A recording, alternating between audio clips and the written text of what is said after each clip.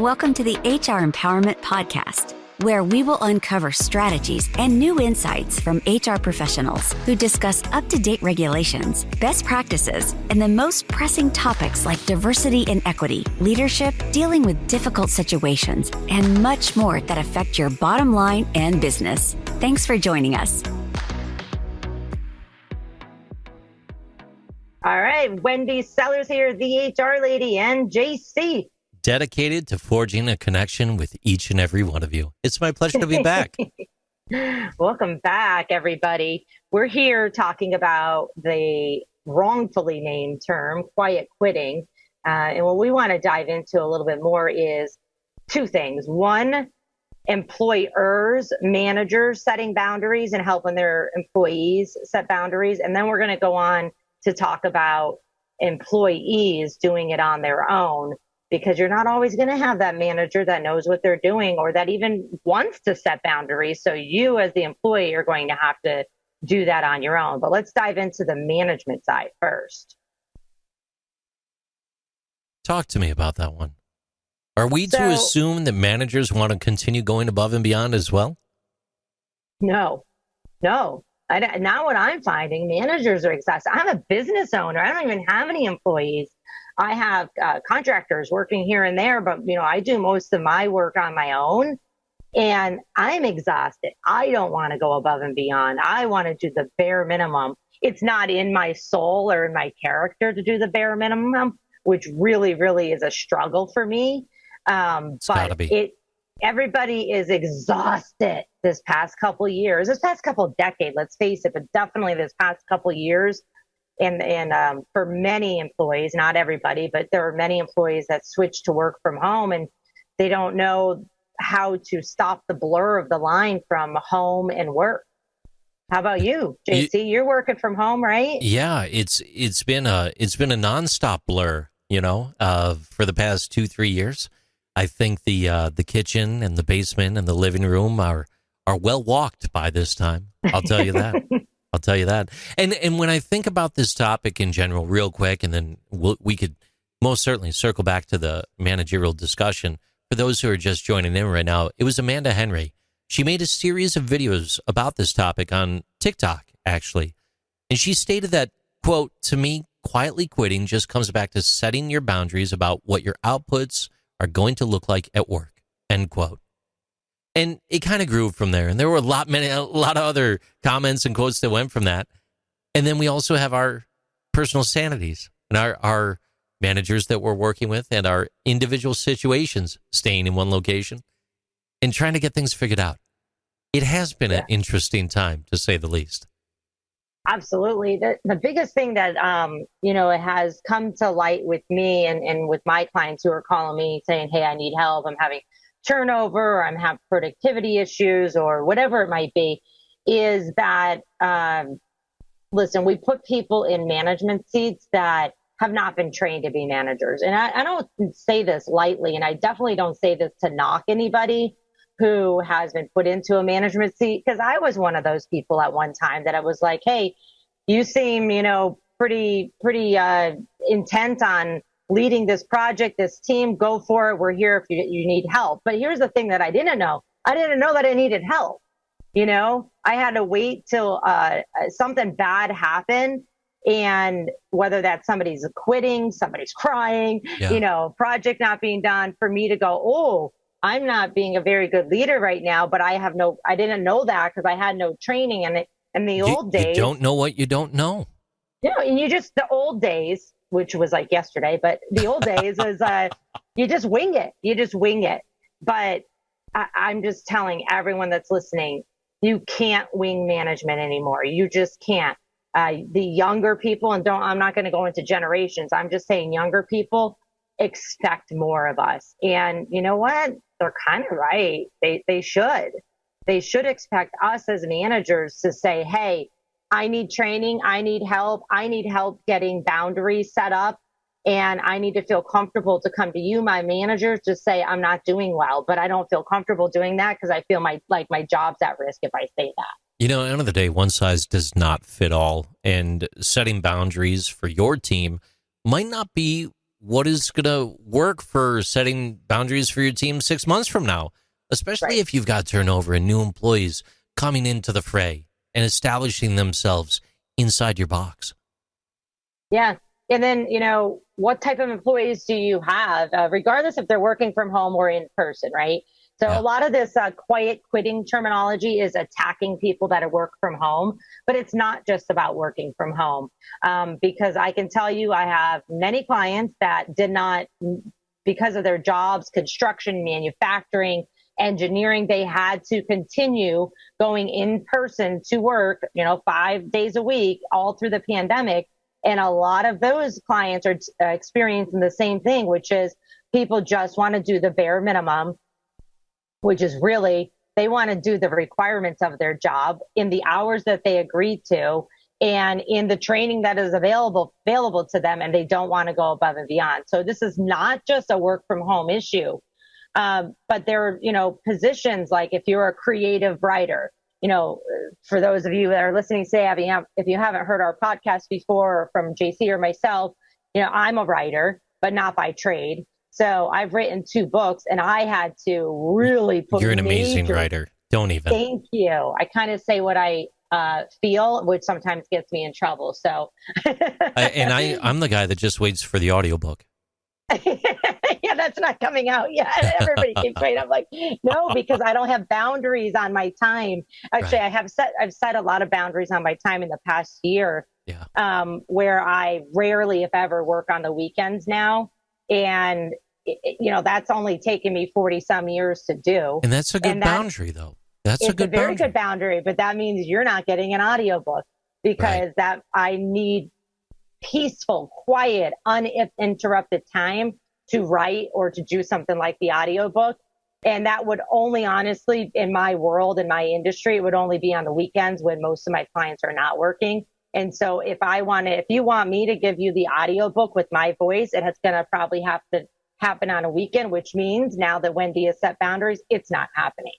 And so, and me, the overachiever, have come to go, that's too bad. You're just going to have to read it or you could download the PDF from my website, and then you could do some kind of, read program where it reads words out loud. The computer will definitely do it for you now. Absolutely. Yeah. Y'all figure that out. Send me a message. Let me know how that goes, because I have quiet quit from my own job I own. You bring up an excellent point to discuss, though, especially for the managerial perspective. Some personalities may require strong boundaries and a more rigid structure to maintain efficiency and to be productive, while other people might be more detail-oriented, task-oriented. They could flow with things, and having that rigidity, it could be a hindrance to them. It really comes down to learning who your people are, and sometimes your people don't even know who they are.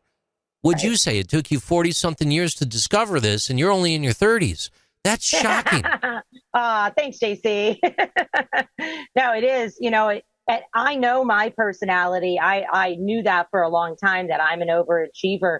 But I'm literally at the point that I'm like, oh, help, somebody throw me a flag over here, because I'm drowning after the past couple of years, which has been very difficult. But you hit the nail on the head, JC, is, certain roles, certain personalities, you traditionally fill those roles, like engineers, software developers, accountants.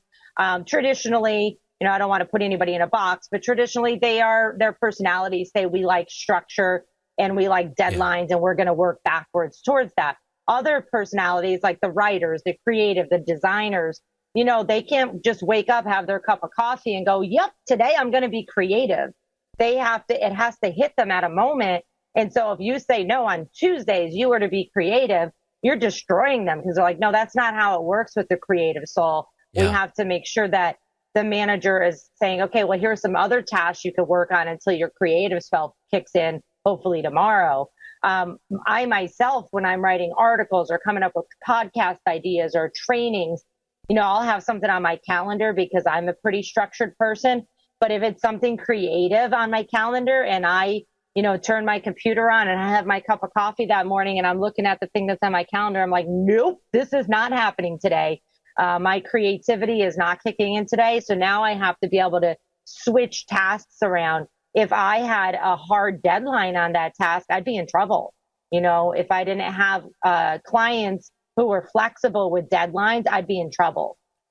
And for some people that might be listening to this out there in the audience, you don't necessarily have to get crazy on setting boundaries right away either. If you're already doing the good work and things are moving along, one of the good ways you could initiate the process of establishing boundaries is maybe even reinforcing what's already in place. So many employees have already had the handbook. They've given that a look. Maybe you don't even have a handbook yet. Give Wendy a call. Get a handbook.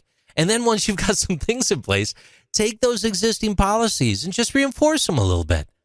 Provide a little bit of that structure. Yeah, reinforce your policies or change them. Yeah, right? exactly. Just because we created a policy 14 years ago doesn't mean that it still works for today's workforce and the people that are on your team today. So, I'm one of the few HR people that say, rules can be changed, laws can't. There's nothing we can do about that. We have to work around laws, such as the overtime laws, or the salary laws, right? The salary laws too. If you told somebody you're going to pay them X for the week, if they work 32 or 50 hours, you got to pay them. Absolutely. And talking about pay and numbers, I was just doing the math the whole time you were talking. 14 years ago was 2008. That seems like it was just yesterday. I'm getting old. My gosh. We both are. Wow. No, but you're right. You do have to pay them. You can't forget that. Yeah, you have to pay your people if you're happy with their performance or not. And so that's the other thing that I really want to focus on right now when we're talking about managers and companies helping set boundaries for employees. And then we'll get in our next session, we'll get to employees doing that on their own. But if you're listening today and you represent a company, you should care about your employees, even if the care is saying, I care about them because they're wasting my money. Even if that's what you have to think about in the beginning, or your CFO has to think about in the beginning, so be it. It's not right, but so be it. Let's, go after people's bottom lines. And the bottom line is, if I had my employees working more efficiently, working within the policies that I created, meeting deadlines, then it's going to be a win-win for everybody. So setting boundaries for them may mean giving some wiggle room in project deadlines. Is the project deadline really Friday at 3 p.m. or is it something we just made up? Is it bending the rules? Bending the rules, right? Or letting them know, like, hey, this is the soft deadline for the project, and by Friday at 3 p.m., we need to hand it over to somebody else on our team, so then they have another couple days to look at it to hand it to the client. Or if you have, and the only way you're going to know that your employees are self-motivated and self-empowered, I guess is a really good word, is to get to know them. So you might have somebody like me who is deadline oriented. I pick a deadline and then I work backwards. And if that doesn't fit, then I tell whoever it is, no, this deadline's not going to work. I can get it done before, I can get it done later. Yeah. But if you don't have somebody that thinks like that, you got to train them to think that way, or you need to project manage them with not everything they're doing, but every major project that they're doing. Does that make sense? You're talking about core structural changes within the organization to make sure you're set up the right way. If you keep putting everything on the employees, saying quiet quit, oh, woe is me, and you're not doing some of the things by looking in the mirror that Wendy's talking about, it might be time to get a new mirror, or maybe hire some people to clean it. I don't know. It really is. And again, I do not want to knock any manager who's been in business for, 20, 30, 40 years, because that's, us as well that we're talking today. But management of even 5 years ago looks different than management of today. And as our workforce continues to change with technology, with work from home capabilities, but just with continuing to hire people who have not been in the workforce for 20, 30 years, their needs, their desires are different than what our grandparents and what our parents and what ours are. You have to get to know every single one of your employees, which means for those company executives that's listening today, you have to take some heat off of your managers, because now we're asking a lot more of the managers, just like we're asking a lot more of the employees.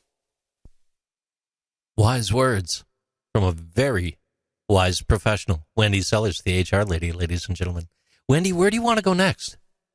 So what I want to do is just do a quick wrap up here of what we talked about so far. And then I really want to dive into helping employees set boundaries, because like I just said, it'd be great if managers say, oh yes, I'm listening to Wendy and JC, and I need to go and help set my boundaries for my employees. But let's face it, it's probably not going to happen overnight. Managers are overwhelmed and overworked. And so, yes, managers, please make sure all your work expectations are realistic. There's training, there's performance measures, the behavior measures, and that people are living up to it. But employees, you're probably going to have to do some of this on your own. So with that said, we will be right back. Thank you for joining the HR Empowerment Podcast, brought to you by Aurora Training Advantage. We hope you've gained new insight and strategies to navigate the HR profession. We look forward to you joining us again on the HR Empowerment Podcast.